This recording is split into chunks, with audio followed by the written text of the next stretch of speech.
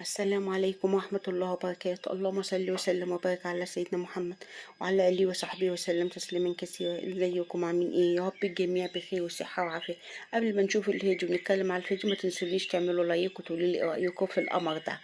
حاجة كده سهلة وبسيطة ونعملها لولادنا وهم رايحين المدرسة مع بحشوة مربى الحليب، آه، بسكوت مغطس في الشوكولاتة محشي برضو مربى حليب.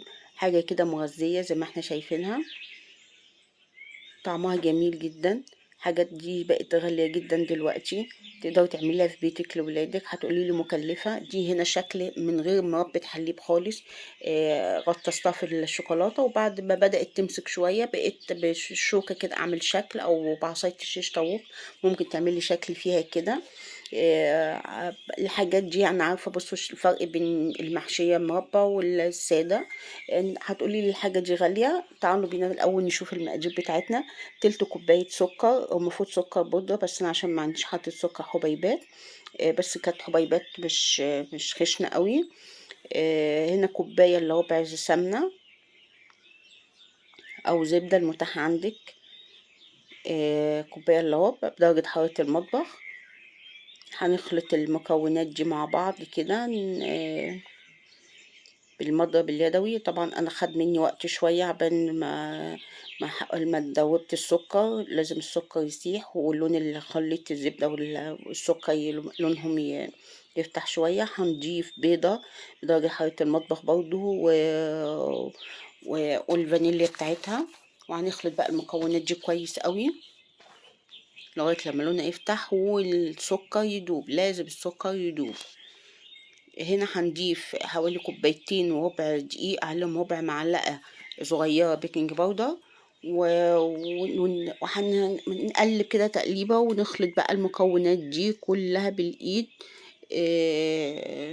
زي ما احنا عارفين ان البسكوتات والحاجات دي ما بتتعجنش، مجرد ان انت بس تلميها بايديكي. اللهم صل وسلم وبارك على سيدنا محمد وعلى اله وصحبه وسلم تسليما كثيرا. لغايه لما تجي بس يختفي كده اهوت. يبقى كده خلاص العجينه بتاعتنا خلصت وما شاء الله اللهم بارك. العجينه حلوه ناعمه وطريه زي ما احنا شايفينها، مقدارها مظبوطه زي ما احنا شايفينها، طريه ما بتشققش. هنا هنجيب سبتها طبعا ترتاح شوية وبعد كده جبت حتة من العجينة. انت ممكن العجينة دي تفرديها في صينية مرة واحدة وتقطعيها وخلاص مرة واحدة. انا طبعا عشان مش بعرف اظبطها بصراحة في الصينية، فبعملها على كيس نايلون بفتحه بفرد ما بين عليه، يعني بعمل عليه. سبحان الله والحمد لله ولا إله إلا الله والله أكبر لا حول ولا قوة إلا بالله. سبحان الله بحمده سبحان الله العظيم. بفرد عليه وبقطع. بتساعدني كمان البلاستيكة دي آه، أحسن من السكينة بصراحة.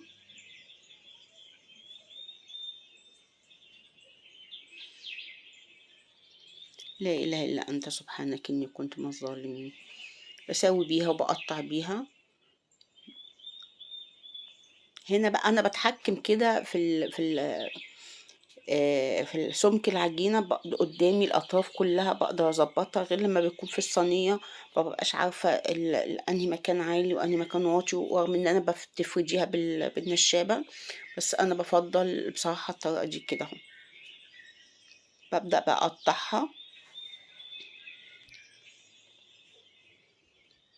استغفر الله العظيم الذي لا إله إلا هو الحي القيوم وأتوب إليه. بقطعها بالطريقة دي كده بالحجم ده. حابة انت تكبري شوية الحجم، يعني تطوليه شوية، دي حاجة، دي حريتك انت شخصية. تقدري تظبطي الشكل اللي انت عايزاه. ممكن تعمليها أشكال قلوب ووردات والحاجات دي وتغطسيها في الشوكولاتة بس.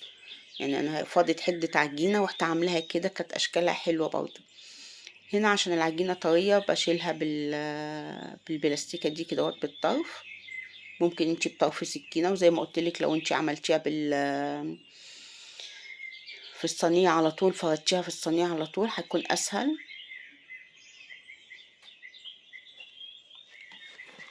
سبحان الله وبحمده، سبحان الله العظيم.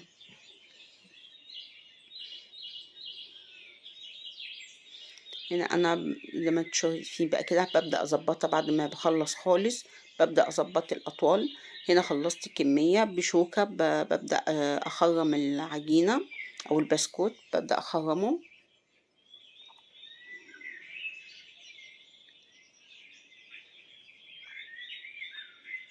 طبعا عشان في بيكنج باودر ما يتنفخش معانا في الفرن. طبعا بسويها على درجة حرارة حسب فرنك، كل واحدة حسب فرنها. أنا سويتها على 160 والحمد لله اتلسع مني. أنا شايفة إنه لونه حلو ومقرمش كده وجميل والله. يعني شايفة مقرمش، دي الأشكال اللي ممكن تعمليها كده وتغطسيها في الشوكولاتة. بدي 200 جرام شوكولاتة وعليهم 4 معالق زيت. الشوكولاتة دي بواقي عندي كانت شوكولاتة سم بالحليب، على دي مربة الحليب. كان عندي شوكولاتة سما، عندي شوكولاتة كورونا، في نوع تالت شوكولاتة فاتحة وغامقة يعني. الكوكتيل كده من الشوكولاتة. عندي هنا حطيت مربة الحليب في كيس حلواني، وحطيت قمع. ما لقيتش عندي قمع كبير، فاللي عندي كان قمع صغير طبعا. انا بحشيها ومش باين اللي انا الطريقة او شكل القمع. آه، هنا بتحشي انت ممكن بقى تعملي ايه، تحشي كلها مربى حليب، تحشيها الاول وبعد كده تغطسي في الشوكولاته. برضو دي اخطاء انا وقعت فيها، او انا دايما اقول لك لو في خطأ انا عم او صادفني او حاجه، فبقول لك خلي بالك من كذا. هنا القمع عشان صغير جدا والله، يمكن قد عقله الصباع كده، صغير جدا. فعشان كده مطلع الحشوه بسيطه، مش كتير. وكويس ان الحشوة مش كتير لان المربى مسكرة والشوكولاتة طبعا مسكرة.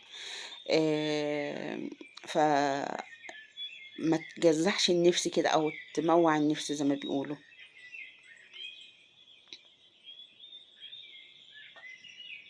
الزجزاج ده لو عالي شوية هيبقى شكل البسكوتة برضو احلى، او على حسب حجم. ما هو المشكلة حجم القمع صغير جدا جدا.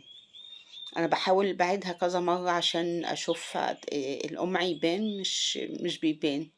او حجم البسكوتة المربى يكون اكتر، يبقى اتقل يعني. برضه ما جاتش معايا. المهم ان الطريقة حلوة اهي وطعمها جميل جدا ومغذية وهتعجبكم. دي نص الكمية مش الكمية كلها. عملتها في صينية، فحطيت ورقة زبدة وممكن تحطي ورق كيس نايلون. وبعد ما خلصت رحت حطها في التلاجة. ده الشكل النهائي بتاعها. طعمها جميل جدا وطريقتها بسيطة. هتقولي لي دي مكلفة وغالية، انا بالنسبة لي ما كانتش مكلفة ولا غالية، لان عندي المكونات كلها في البيت. ما اشتريتش حاجة. فيا رب الطريقة تكون عجبتكم، وقولي لي ايه رأيكم فيها. وما تنسونيش تعملوا لي لايك، واشوفكم ان شاء الله في فيديو جديد. والسلام عليكم ورحمة الله وبركاته.